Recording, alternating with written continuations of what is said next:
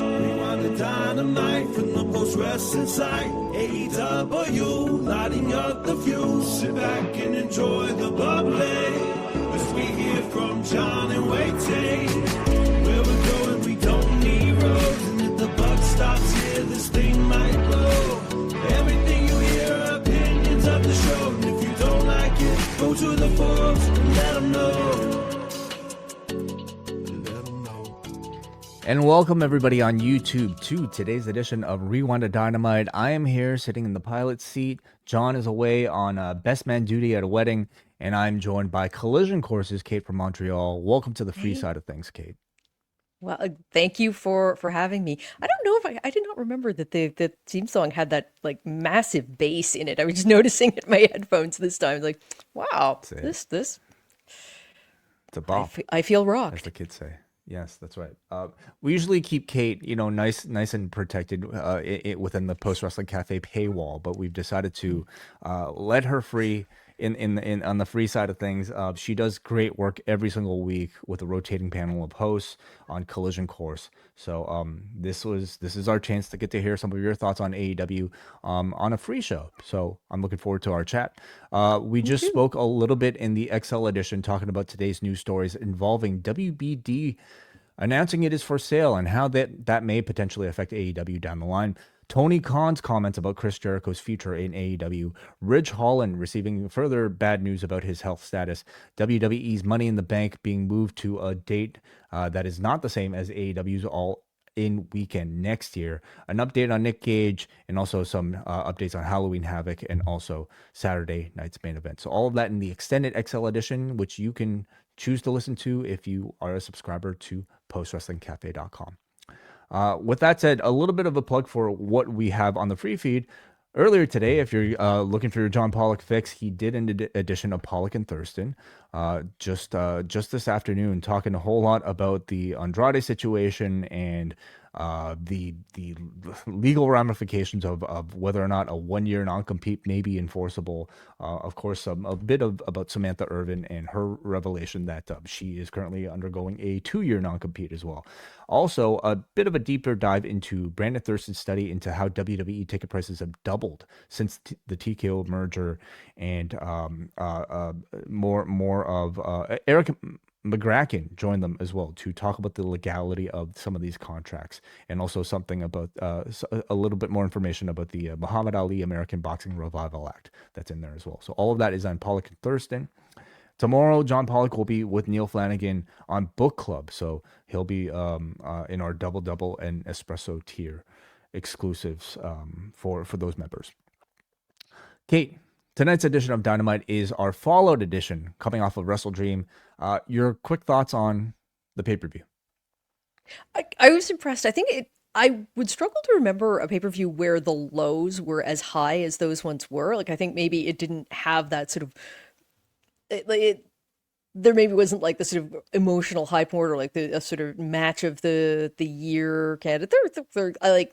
Some of them were excellent. There wasn't one in particular that's sort of like, oh my God, this is so great, you have to go and see it. But all of it was really, really solid. I think like a lot of the weak point for me was I thought that for the second time in a very short space of time, they kind of bungled a competitor for Mercedes by treating it as a surprise when it really shouldn't have been. The Mina Shirakawa, and before that Lacey Lane, like, you don't have to build these up, just announce them. And I think that with the speculation, it's going to be Athena, or it was going to be Suri coming over, or it was like it became it was unfortunately like you could feel the energy die down just a little bit. It was a very good match, but yeah, that's about the weakest point I can think of. I thought overall like a very high floor, shall we say.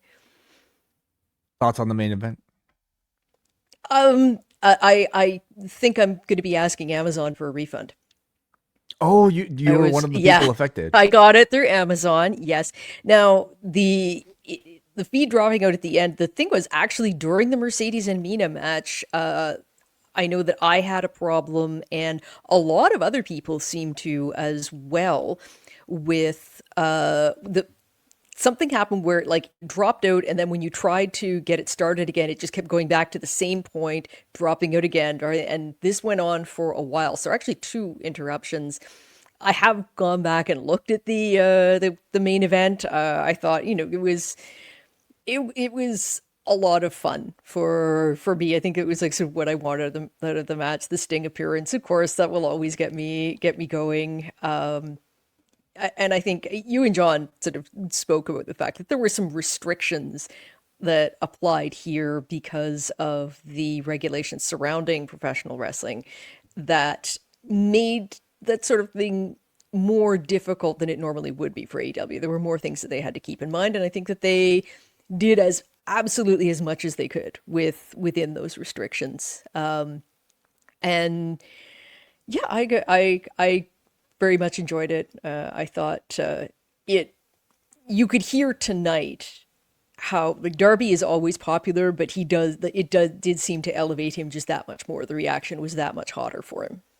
Not to mention, just really the conversation surrounding the match. I mean, as expected, it's a wide range of reactions to it. But I continue to be surprised that like some people like maybe picked up on those restrictions, because for me, I thought it was like the skewer into the nails, as much as like as that was just a lot. Oh, I thought that it was like that looked incredibly.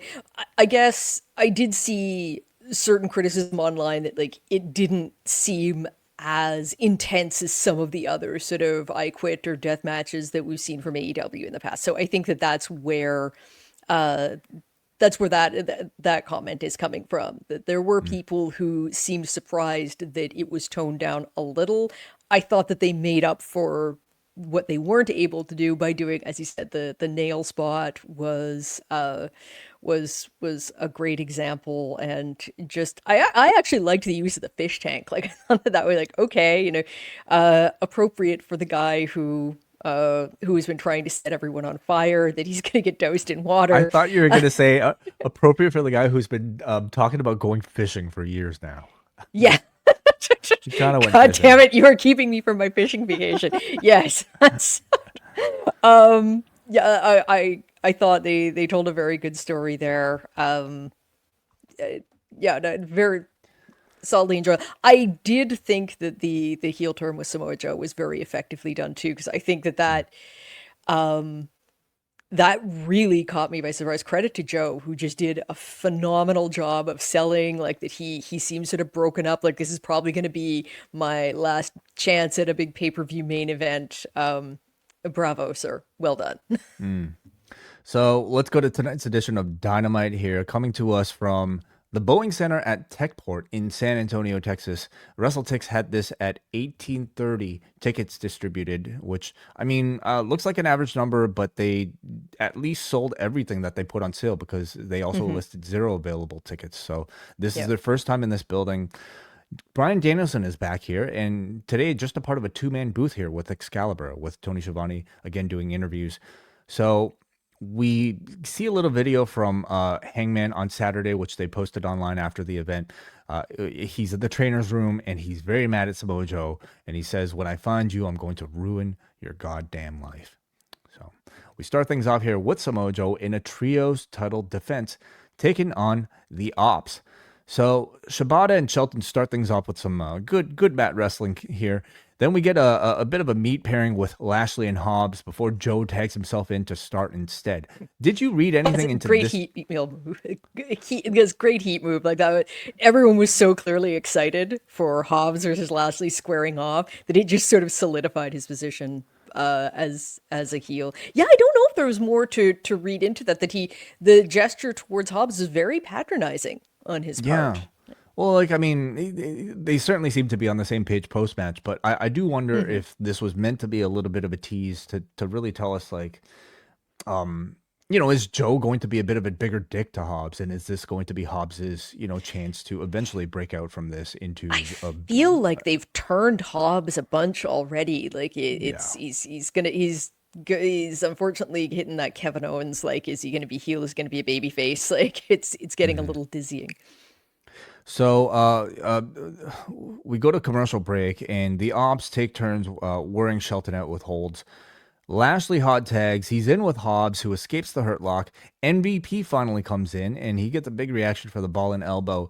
He escapes the Kikina clutch, and he's about to hit the playmaker. But Ricochet comes down the ramp and distracts MVP on the apron, leading to MVP tapping out. So, no title change, Kate. Did you have any expectations going in? Did this finish surprise you? And what are your thoughts on the match? When I saw the Hurt Syndicate win, I assumed that yes, the titles were changing hands. When I saw the heel turn, like, okay, no, they can't. Like, the heel turn's way too fresh. They need to make these guys look strong. You're not going to have Joe take a loss when you are building him up to a rematch for the world title. So yeah, if you'd asked me at like 9 p.m. on Saturday if I saw this being the ending, I would have said no. But in this case, yeah, it makes sense. It's the right move to keep them feeling hot. Doesn't mean that you can't go back to this. I do wonder how much juice there is left in the Hurt Syndicate versus the Demand. Like, you can't build that up anymore. Like, you've done everything you are gonna do. So An I Quit match. that was yeah. Well, I think we need to sort of. The thing is, they had the street fight, which is really like not quite an I Quit match, but it's in the same, like, it's on that same tier of match. No fish I don't tanks, know. but yeah.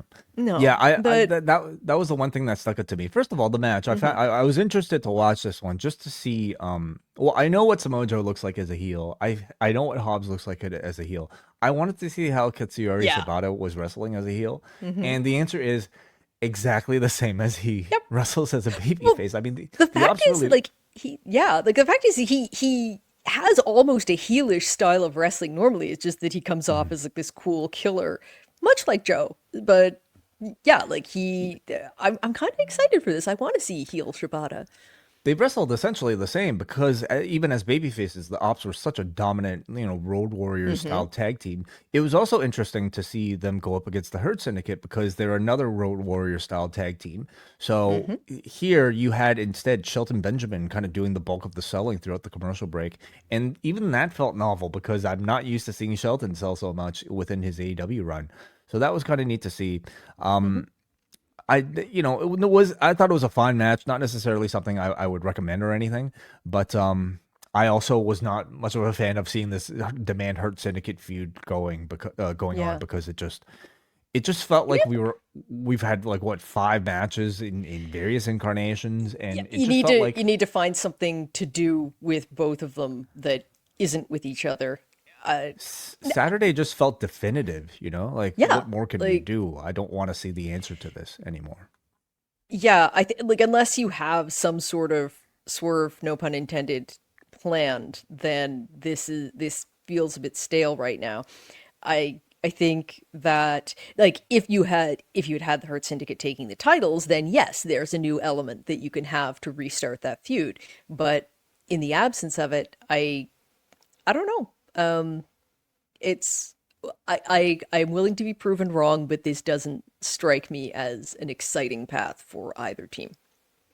So afterwards, Shivani is interviewing Joe, who says it's a pleasure to be in San Antonio because with Hobbs around, it's a good thing there are fat San Antonio women to keep him occupied. Those are Joe's words, not mine.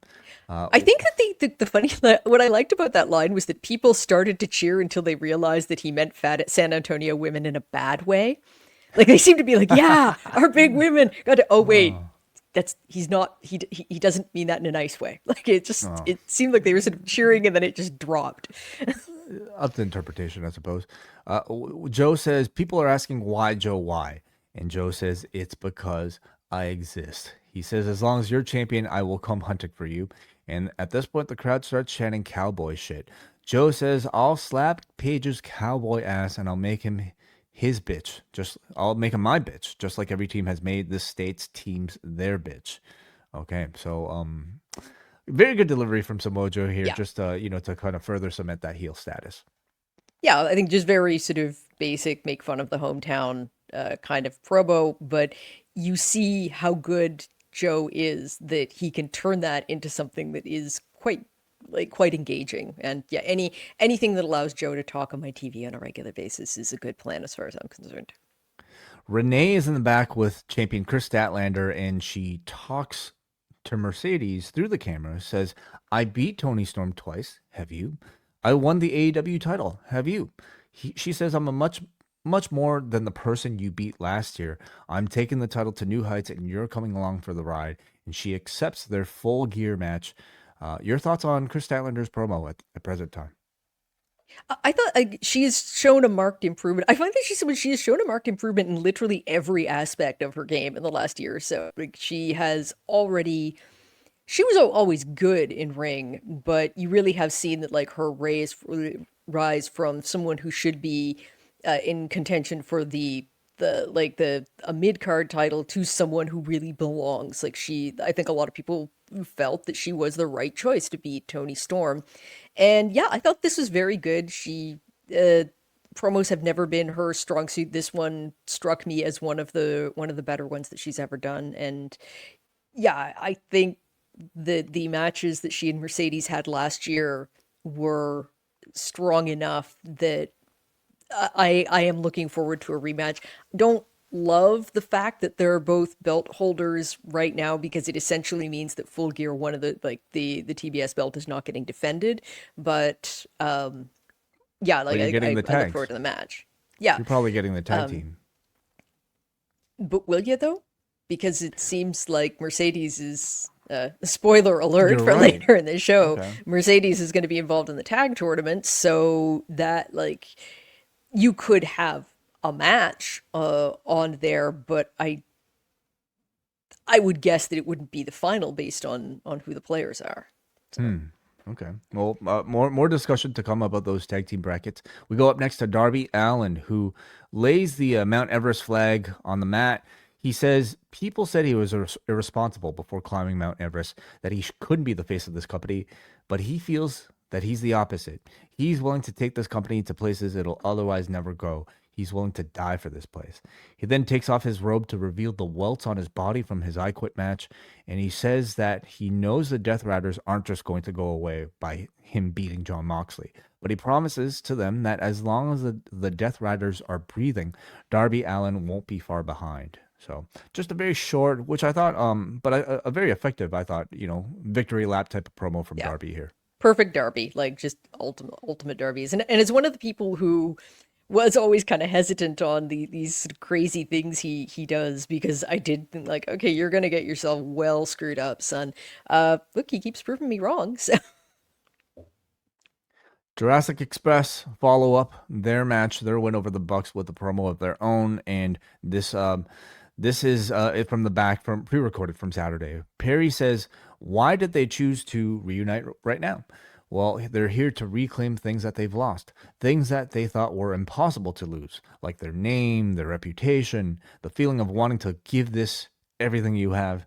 So they've also, Perry states that now they're here to take it all, including our world tag team titles. So.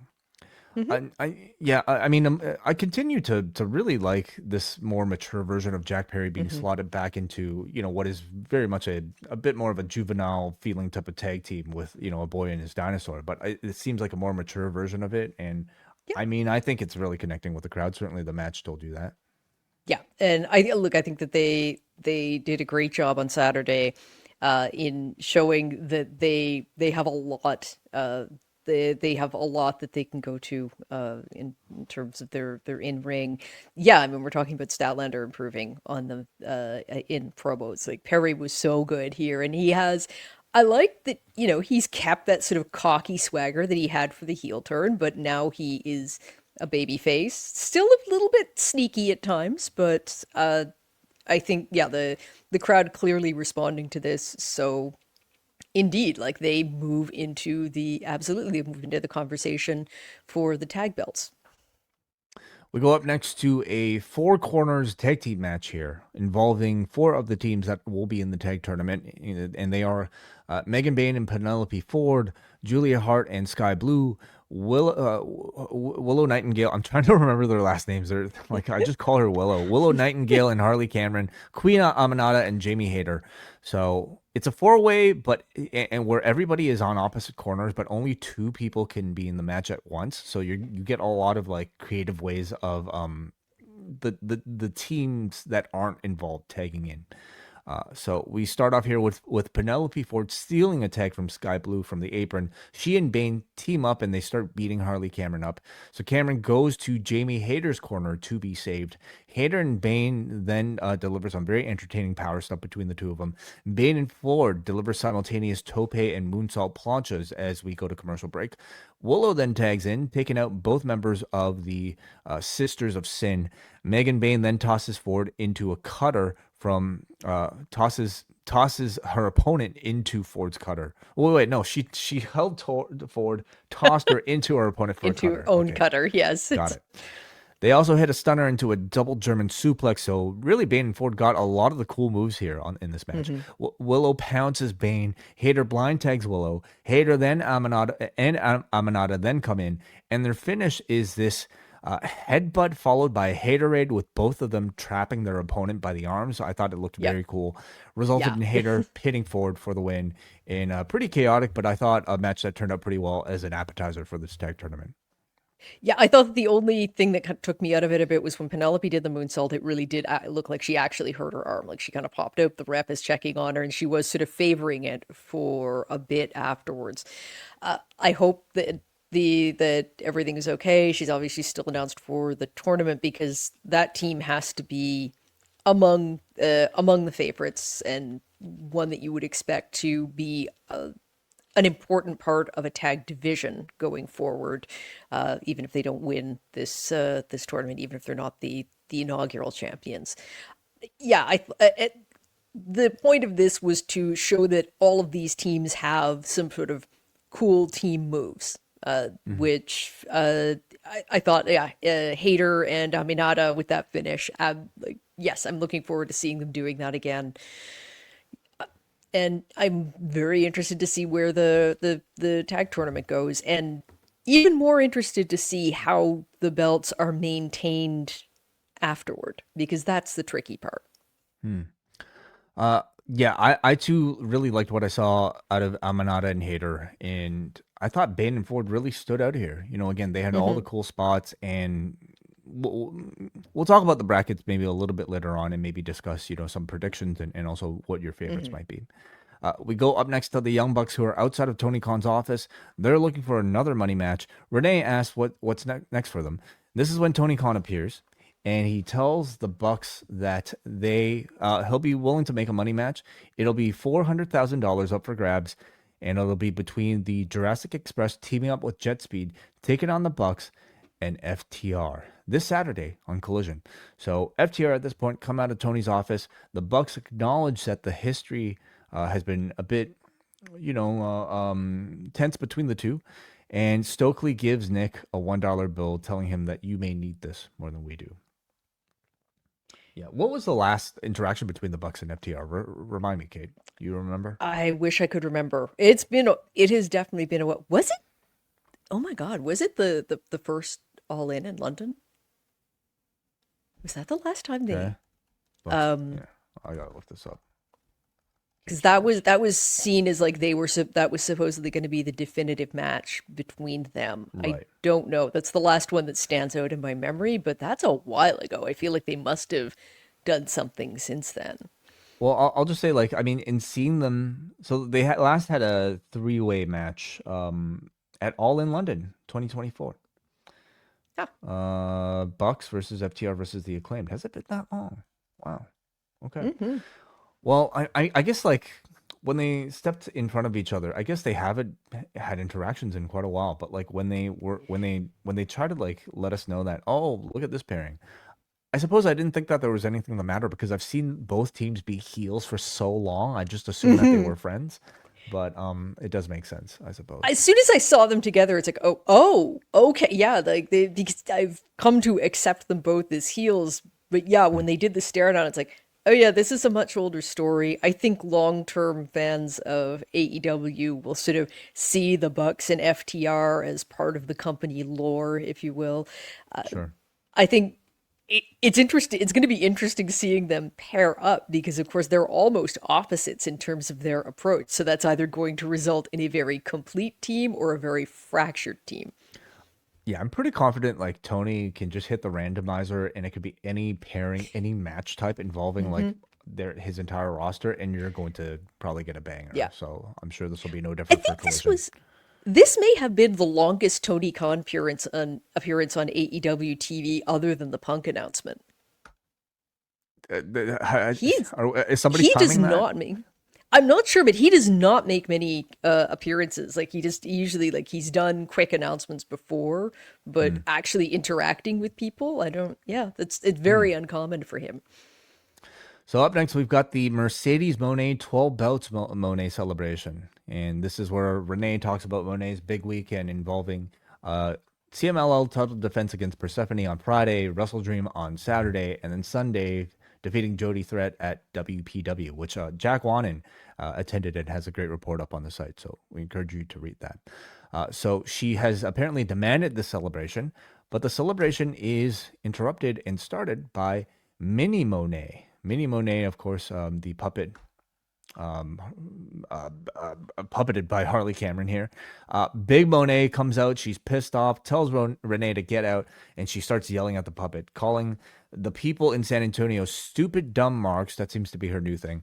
And Monet says Cameron was desperate, first wanting to tag with her. Now she's mocking her. And the whole time Monet is talking to the puppet and not the person underneath the desk, which was pretty amusing here. Yeah. Monet then shoves Mini Monet's head into the purple and yellow cake that is on the table.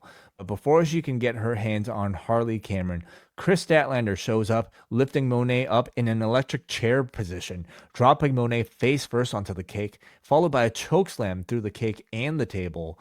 The physicality, like as far as like pie, like or cake to the face spots go, I thought this turned out great here. Like the visuals were awesome. I think, yeah, because they did the quick cheat with Harley, like, or Mini Monet getting shoved in the cake at first. In general, this whole section was shot very well. Like, I thought you're going to get a lot of, I mean, you can see with the image that you're using, but there's like Monet interacting with the puppet. They kind of shot it as if it was just her interacting with another wrestler, and as a result, like the visuals were quite striking. Look, Mercedes. Talking is never going to be her strong point. I do find that with the puppet, it does seem to bring something out in her that I find genuinely amusing. So yes, it still had those issues with repetitiveness that her promos always do, or sort of falling back on just one or two terms. But it was elevated again because the visual was so funny, and because Harley seems to be such a good foil for her. And yeah, that the electric chair into the cake spot when she looked up that is one of the better cake spots that I remember. And there's always a cake spot. Yeah, I don't disagree that. Like, I mean, you know, certainly like Monet's reputation and like her perception among the AEW fans is very different now than compared to when she first appeared. I don't necessarily know if her promo has gotten that much better, but Oh no. I would say like listen, being a great wrestler, having an incredible catalog of wrestling, that does a whole lot for making your promos sound better. And I think we all maybe just like her more because of well, that being the primary reason, but also I think like they're protecting her a lot better by crafting segments where she says the lines that she says well, and that's really it, and she doesn't have to say that much more. Yeah, I give her credit for just like going off as if like she's talking to the puppet. Like that was sort of like you would think normally she'd be trying to pull Harley out sooner, but no, she just does the entire segment talking to the puppet. The chemistry with Cameron is great, and that actually will lead us into a first round match here in the tag tournament. So, but first we got a video from John Moxley. This was recorded right after the loss to Darby. He's in the dressing room, and he tells Darby, or he tells the camera that to Darby that your commitment to self-destruction was the deciding factor tonight, but one of these days it's going to be your downfall. And he says, tomorrow the Death Riders get back to work. Our commitment to being the best, our only competition is ourselves, and no one can hold hold us. Wait, my notes are all over the place. We hold a very high exactly standard. what he said. Yes. Yeah, that's We're it. very good. All right. Nobody can beat us. We are the champions. Not right now, but we are. Yeah. Honestly, the promo didn't really say much, but it did, I guess, give us some presence on the show. And it leads us directly to our match involving Jon Moxley. Jon Moxley versus Kyle O'Reilly here. So we start things off with some pretty fun grappling. Kyle delivers this flying armbar, which Moxley just breaks with a stomp to the head. So I wonder if they allow that at the NAGA tournament that he ended up winning. Through the commercial break, Moxley stomps Kyle's arm into the steel steps. Kyle comes back and delivers a dropkick to Mox off the apron. Mox breaks out of a triangle by catapulting O'Reilly's head into the bottom rope. O'Reilly then delivers another armbar, but Moxley breaks free and lariats with his good arm, followed up with a pile driver, which is immediately followed by a bulldog choke. O'Reilly avoids the paradigm shift, picks the ankle, and rolls into an ankle lock with a beautiful entry. Moxley then grabs referee Paul Turner at this point, and he just decks him with a forearm. This prompts the other refs to come out, and they call the match. So I believe this might be... Is this the first in AEW, Kate? Like, we've had a DQ this way? I think maybe, I'm not sure. Refs have taken, in particular, Paul Turner has taken bumps before. But accidental bumps seem to be okay. When you're intentionally striking a ref, that prompts apparently all the other refs to come down, and they now have the jurisdiction to call them. Forming a union. Yeah. Well, look, I am as sick as anyone of these sort of screwy finishes with the Death Riders, but this was something different because normally they do a screwy finish in order to get to a victory, and that's not what was going here. This is Moxley knew he was going to lose and deliberately got himself disqualified. So I think it continues to build up this story that Moxley is falling apart. He's not able to perform it the way that he used to be. I've said this before on Collision Course, but kind of think they might be heading towards the Death Riders booting him out. And that's, maybe not, but yeah, this is Mox. Like, there was a vulnerability there. He was going to lose the match. He chose to lose it on his terms. Yeah, I love this finish. First of all, like, what a beautiful match these two had. I said it in the past, I think Kyle O'Reilly is like the best pro wrestler to blend jiu-jitsu into his pro wrestling, and I thought this was a match that showed it. And I feel like he's getting better with time too. Like, I'm not saying that he wasn't really good like a few years ago, but I feel the last like year or so since his return from like that long injury, there does seem to be another level to his in-ring. Yeah, it to me is just kind of sad to see though, like him like leading more into the comedy thing, and that's fine, but it's to me taking a real edge off of like, him being like a strong competitor. And I understand why, like, just being a strong competitor wasn't necessarily working out for him, and they want to give the character a bit more color, but it just it's not the type of Kyle O'Reilly I like. But on paper, you look at this and it's like, okay, a clear like rehab match for Jon Moxley beating Kyle O'Reilly after losing to Darby, but not quite. I mean, instead they essentially used Kyle O'Reilly here to show that Moxley is now suffering, how I read it, some level of like PTSD from tapping out to Darby Allin. So much so that to he's Hangman afraid... and then to Darby. Like, this is like he's on a string of losses. Like, yes, he's had wins in the interim, but his last two big matches have both been losses by tapping out. So now he's like completely afraid of tapping out, and Kyle O'Reilly, somebody who's like very low, at least in comparison to Moxley in the pecking order, now presents himself as the Achilles heel to Jon Moxley currently suffering from this. I thought that was wonderful storytelling. Yeah. So it immediately to me will catapult Kyle into some level of prominence if they want to continue to push him there. Obviously, you're going to get a rematch of some sort, but I really like the storytelling here with Moxley. Like, to me, this is even better than the Page, the follow up to the Page loss, because it shows that he's actually suffering some consequence from losing this match to Darby. Yeah. So this all leads us to Death Riders and Conglomeration brawling ringside, and it takes us to our very next match, which happens to be a trios match involving three members each of the two factions. We've got Daniel Garcia and Wheeler Yuta and Claudio Castagnoli taking on Mark Briscoe, Orange Cassidy, and I suppose not officially still a member of the Conglomeration, Roderick Strong. What do you think of their new opening video with the 90s sitcom? As someone who has absolutely hated the sort of cringy comedy that they've been doing, I have to say the vibe that they went for here, they absolutely nailed it. Like, this really does look like the intro to sort of late 80s, early 90s sitcom, everything about it. I love the fact, like, guest starring Roderick Strong. Like, yeah, I'm still not sold on the comedic value of all this. And as we've discussed, I think in particular, it's kind of holding O'Reilly and Strong down. However, this clearly was an improvement on it, and yes, does make it a little more, I think gives a little more reason to want to see Strong join up with the others. So I don't know, I'm not sold on it yet, but yes, this does improve things overall in my mind. I just want to know, like, how they're giving Tomohiro Ishii this level of instruction. Like, how are they communicating to this man?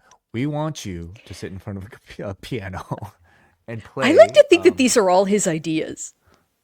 Like, in my fantasy world, Ishii is just driving all of this. Like, yeah, I'm gonna play piano. You stand there. So like, we're gonna do this whole thing. Like, video I remember from American sitcoms. Like, yeah, in my fantasy world, Ishii is kind of the engine room for all of this. He definitely seems like a big Full House fan. So we go to our match here. We've got the Conglomeration versus the Death Riders in a trios match. The crowd is still really hot, trailing off of the last match. So the Death Riders isolate Roderick Strong in his corner through a commercial break. This is when Orange comes in. He's followed by Mark Briscoe, and they get their shine against the Death Riders, with Briscoe delivering a corkscrew senton to the floor. Everybody delivers big moves now. Yuta is about to go for cattle mutilation. Briscoe counters with the lariat and a Jade Driller as the Conglomeration win. But at this point, Pac immediately attacks, and this is when our favorite pianist, Tomohiro Ishii, comes in for the save. Mox is back out to distract them, allowing Marina Shafir to low blow Ishii. They clear the table as Claudio is about to do that same toss, that Mike Awesome type of toss to Orange Cassidy onto the table. But this is when Darby Allin comes back. He delivers because Darby was jealous of Claudio doing it to someone else. You can only toss me through a table, okay? Yes. He delivers a baseball bat to Claudio's knee, followed by Orange delivering the orange punch, and the Death Riders retreat again. So like you mentioned, Kate, clearly telling some sort of story of the Death Riders losing their edge, no longer really being feared. The Conglomeration are taking them apart now. So what is the fallout of this loss to Darby Allin for Jon Moxley?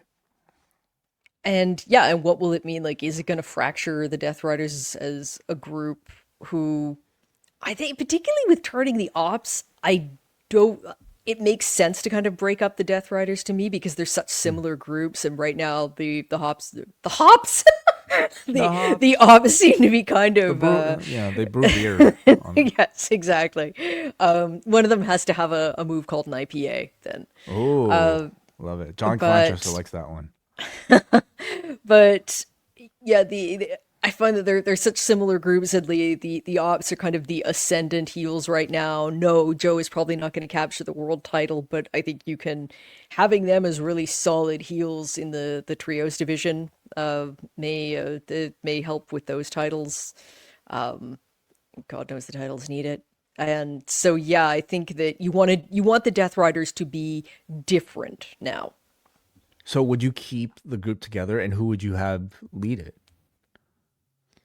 The Death Riders? If not Mox. Oh, it seems early for Garcia, although he's kind of the most obvious one because he was the one who said he joined up because he didn't want to be a loser anymore, and so he's the one who would, who would clearly be most affected. This idea, like, hey, I joined you guys, and now you're losing too. Like, what the hell is with this?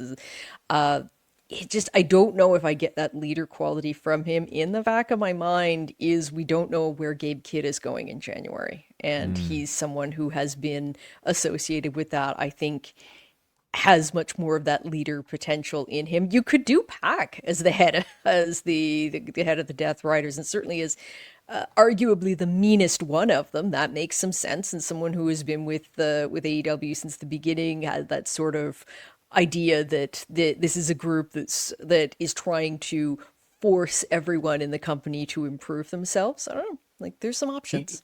I think Pac has been very like underutilized as a great promo in the body of this group, and that's just because Moxley is already so great. You know, you don't really have much of a need for Pac. But I like, as far as somebody who might be able to like live up to like this sort of like very like scary tone that John Moxley seems to embody. I feel like Pac might stand the best chance. Yeah. So we'll see. We'll see. So Mercedes Mone, she appears with a face full of cake here. Of cake. She's been wandering around for like half an hour with cake on her face. Sure, okay. She says, well, she is met by Athena, who, like, when was the last time Athena showed up on AEW TV? Oh, it would have been right before the match with Tony Storm, I think. Yeah, like those ECW shows, I feel. Anyway, so she's met by Athena in a parking lot, it looks like. She says they're both here to build their legacies, with her being the longest reigning ROH champ and Monet being Ultimo Monet. She says it's time we do this again, but as AEW World Tag Team Champions. Monet is still composing herself, and she says, yeah, that sounds like a good idea. Title number 13. Sounds good. So really a last-minute addition, it seems, to this tournament, but it's a big one here with Mercedes Mone and Athena officially entering this tag team tournament. And I swear we will talk about the brackets soon enough. But first, we talk about Kyle Fletcher and Don Callis, who come out here. Kyle Fletcher says he's defended the TNT title 6 times in a few months and says Mark Briscoe and his feud is done. There will not be another. Briscoe, though, however, feels Which different. is always like code for this feud is not done. Oh, goodness. Mark Briscoe comes back out and he asks Kyle Fletcher for one more shot and something about icing his balls, which I didn't really note here. But he's asking for one more shot. I think you captured the gist of it. Don Callis calls him desperate. Doesn't know how he focuses with 10 kids at home. I'll say I have no idea how he does that. Don Callis says having 10 kids is not a family. That's a financial burden. Not like the Don Callis family where we all support each other. Callis says no to the challenge, so we are left with what seems to be a continued story here of how Mark Briscoe will get one more shot at Kyle Fletcher. Your thoughts on the continuation of the feud? I don't know that I love the continuation of the feud because I don't buy into the idea of Mark Briscoe being the one to take that belt off Kyle. And I think that, like, the thing is that both of them put in a ton of work. So if you want that belt to be the one that is the most frequently defended, then yes, either one of them makes sense. It's just, I feel like whoever takes the belt off Fletcher has to be someone you are looking to really elevate, but also, and it's in the same way that this is intended to build him up. You want to continue that with the next title holder. All that said, I really enjoyed their match at WrestleDream. I did feel like they had something left in the tank, so I guess this is the full gear match. I wouldn't object to seeing it on TV before then, though. Like, I think that this could be a top tier TV match as opposed to a really solid mid-card match at Full Gear. Well, you certainly know that feuds don't end on even numbers. You know, we can't get a best of 6. There has to be a 7th. So expect at least 2 more matches out of this feud. I wouldn't mind these two having another match, but not this soon. You know, like again, like 5 feels to me, especially like going half an hour on Saturday, like it just feels like that was definitive enough for this period that I just I don't really have much interest in it. And I think there are just so many other challengers for Kyle Fletcher that I think would be a bit more fresh and a bit more interesting. And maybe even for Mark Briscoe at this point, Briscoe, I think they've just beaten too much to really feel like a Yeah, I think the Briscoe, like, credible. if you're gonna have the conglomeration doing group stuff, have them do group stuff. Like, have them doing these sort of matches versus the Death Riders. Have them doing matches versus the Don Callis family, for that matter. Like, they are a group of very likable baby faces right now. I don't know that this is the most exciting program you could have. I don't. I'm sure I could think of people I would like Fletcher to be taking on. Uh, yeah, like this one just sort of feels like they're treading water. And finally, we have the reveal of the brackets for the long-awaited AEW Women's World Tag Team Championship Tournament. They are on one side, Queen Aminata and Jamie Hayter taking on the Sisters of Sin, as revealed in that match earlier. Then we also have on the same side Willow and Harley Cameron taking on Mercedes Monet and Athena. So that'll have Monet and Harley Cameron with a bit of a interaction in their match, coming off of the kick to the face. On the other side of the brackets, we have Alex Windsor and Riho taking on Tony Storm and Mina Shirakawa. This is, of course, interesting since Windsor and Tony are supposed to be partners themselves and friends. So will they tell any bit of a story? Did Alex Windsor maybe did she intend to ask Tony, but Mina was able to ask first? And does she feel upset about that? I mean, I'm curious to see if they'll tell that. Yeah, We've got it's the one truly random pairing in this, and I was hoping we'd avoid those. and then we have Megan Bain and Penelope Ford taking on Ty J as the last match in the bracket. So looking at this right now, do you have any clear favorites and maybe your pick? In the finals, can we ask? I say that we're getting Monet and Athena versus Storm and Shirakawa as the final, with Storm and Shirakawa winning, and this leading to kind of a meltdown where they do Monet and Athena as title versus title. That's a very fair pick, and it certainly makes sense being like the biggest stars here. I see Tony and Mina advancing, and I could see them facing Bane and Ford. I also think this is your chance to like really make one of these other teams. Tony is already established. You can argue Mina is already established, but like a team like Bane and Ford could really use it. Ty J could really use it. Although I That's the don't thing. know Like, if I see them. see, given who they're up against, Ty J are going out in the first round, which is a bit of a shock. They were the first ones to declare for the competition, so maybe I'm hoping they use that to do some character development with them. I'm just looking at this and like, I don't know.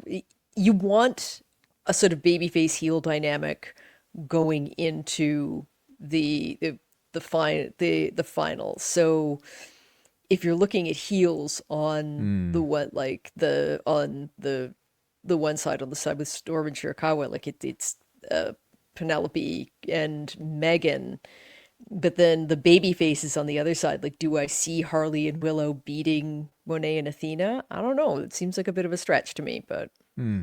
Interesting. Again, certainly the biggest match will be Monet and Athena taking on Storm and Shirakawa.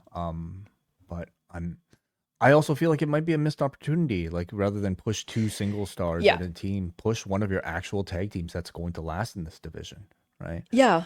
I So guess the only thing is, like, maybe you do want Storm and Shirakawa together for a while, if only to keep Tony Storm out of the world title picture, which is true. going to become a challenge because she's such a big star. You can't keep her out of the picture, but you don't want to rush her back into the world title, the world title scene right away.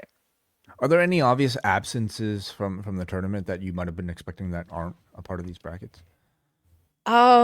I guess, like, I was thinking that Athena and Billy Starks would be the team that like, I figured Athena would be part of this. It's just that I thought that she was going to be with Billy. I like the way that they went, although again feels like a temporary thing. Um, yeah, I would say that I'm trying to think Everybody of seems specifically what other teams like. They seem to make sense. yeah. The only one that sort of stands out to me is with like Windsor and Rio seems very random.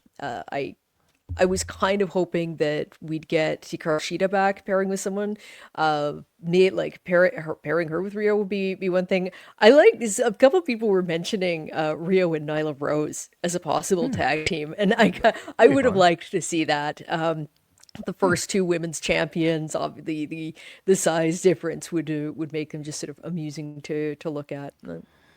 Obviously, all of this, is occurring with Blood and Guts looming in the background as well, which will probably involve, like many of the participants in this tournament. So we'll see how they pivot to that coming out of some of the other matches that are taking place here.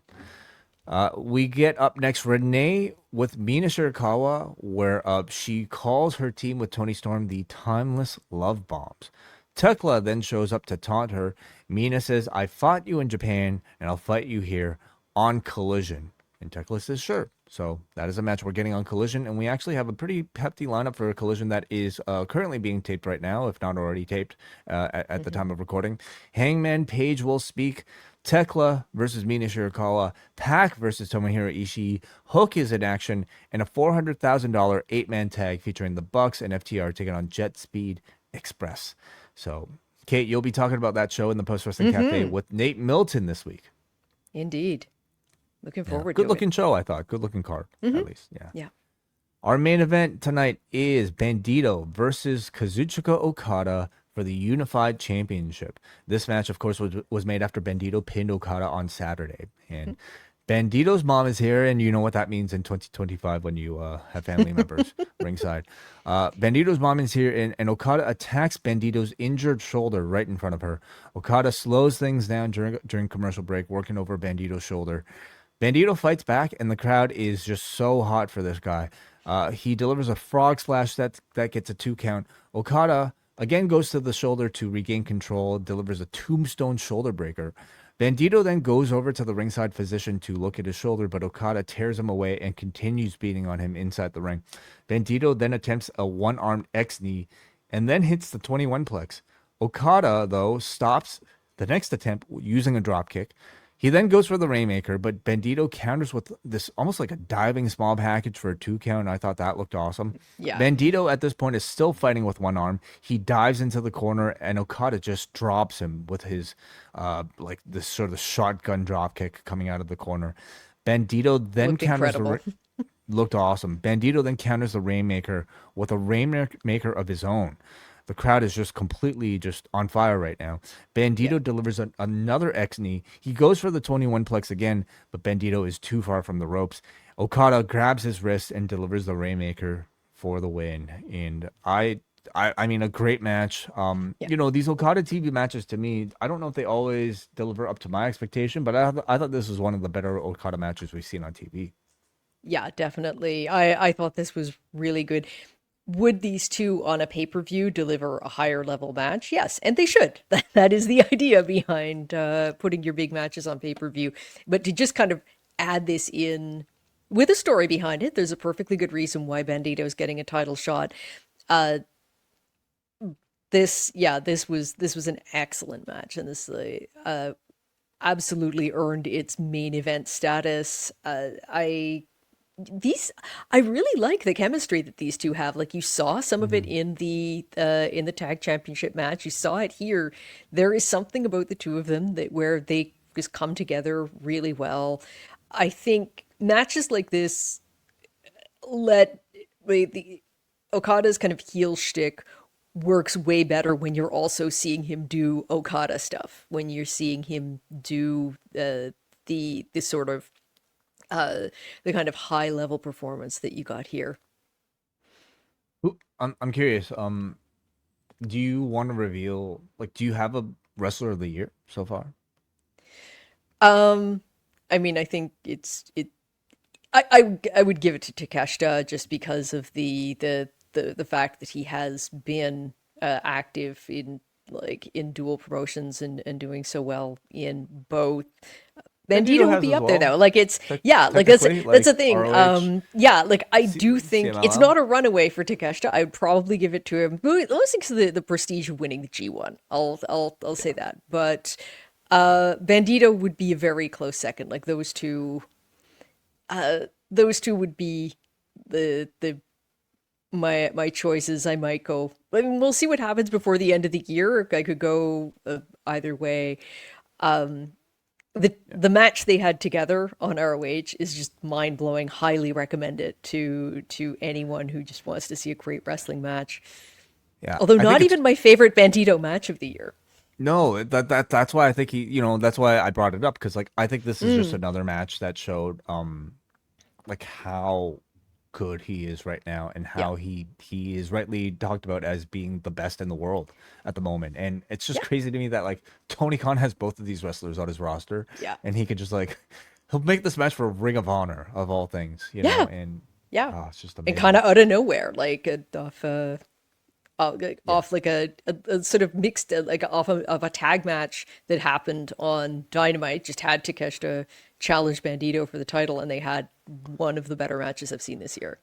But as a vehicle for to push Bandito as like this sort of singles prospect, I mean Brodito has been just such a great project for both he and Brody Hmm. King, and you see the effects here in this in the singles match where I mean against Kazuchika Okada, this card was going nuts for Bandito. So Yeah, as soon as they and I guess break up this team, he's in good shape, you know. and I guess this is what to go back to what we were saying about Briscoe and Fletcher.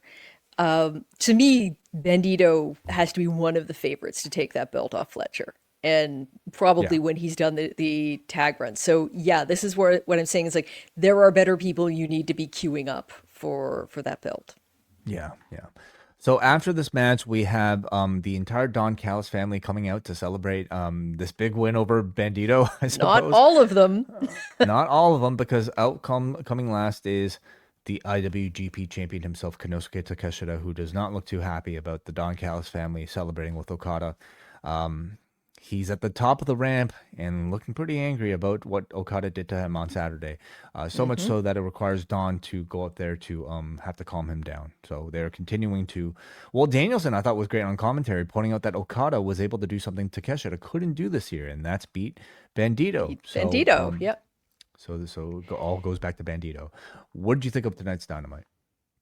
I thought generally really strong that the main event kind of was if I'm going to tell someone to check out one thing from the show, it's absolutely that. And also the followed afterwards, I think that we are building very well to Okada versus Takeshita. This has been brewing for a while, and I think they're handling it pretty deftly. Uh, I look forward to seeing what happens with the women's tag brackets. I'd like to see some kind of schedule for that because I feel like they were announced and now we've got brackets. Like, could we have dates? Like, could we know how this is going to be unfolding? So Uh, so they did say it starts next week. That's about as much as we know. yeah. So yeah. I'd kind of be Um more interested to know when it's finishing because mhm. when it's finishing will sort of determine when a lot of other people are freed up for feuds for either the World or TBS title. Could be that. Could be just that they don't want to reveal, who might be in the Mhm. finals. Now knowing that Monet and Statlander is going to be a full gear match. But I thought it was a good Dynamite. Certainly Mhm. it gave you some good in ring content, and I thought it gave you a lot of like good development towards like the next cycle of matches, whether it be Mhm. TV or the pay per view. I think good follow up as well. To WrestleDream. No obvious like sort of opponents for like a Darby Allin coming up next. Although you might read into this the continuation of that feud with John Mhm. Moxley. So we'll see. That was something I wasn't necessarily the happiest about, was seeing like this sort of like extension of a lot of feuds that I felt almost ended at Yeah. WrestleDream. That being Yeah, Hurt like I Syndicate don't versus the Demand, and also this Mark Briscoe Kyle Fletcher feud. yeah, I think the only thing I'm wondering with Mox and Darby is that a setup for a men's blood and guts match, but Yes, right. like I could see that. On the other hand, we've already seen Darby in one of those. We've already seen Darby get a win in a blood and guts match. Like it I'm less interested in a men's match of that kind you're seeing as they put so much into building the women's. It's like just let them have the spotlight for this one. Just do one match. So yeah, I don't think you can go back to Mox versus Darby as a singles match at all. Mm. I mean, like not in the near future. No Of way. course, you could at some point. Like, but Well, in a different yeah, state, it's okay? Out of Missouri, you can always promote, hey, we're the non-Missouri State Athletic Commission sanctioned yeah, it's sort of match. like a drive nails into your opponent match. But Yeah. I think that they need some fresh sheets. And coming up to Full Gear, which is really supposed to be one of their big pay-per-views, like this is something where even sort of although I think that the story is obviously much better going in, even having your men's world title match be kind of a repeat is like That one's that fresh though, because you're getting a drastic character change in Joe, right? No yes, Page on yeah, this one, other exactly. than just the promo from after on Saturday. But he'll be speaking on Collision, so Yeah. you'll be talking Think about that kind of a on smart Saturday. idea to keep those two like completely apart at this point. Like you'll have a chance to have them reconnect. Kate from Montreal will be back on Saturday in the Post Wrestling Cafe with Nate Milton this week, talking about the other half of this show, that being AEW Collision. So we say goodbye at this point to the free side of things. I hope you guys join us for the rest of the Post Wrestling Cafe exclusives this month, and we will talk to you guys on Friday. Let's go over to the Post Wrestling Cafe and feedback.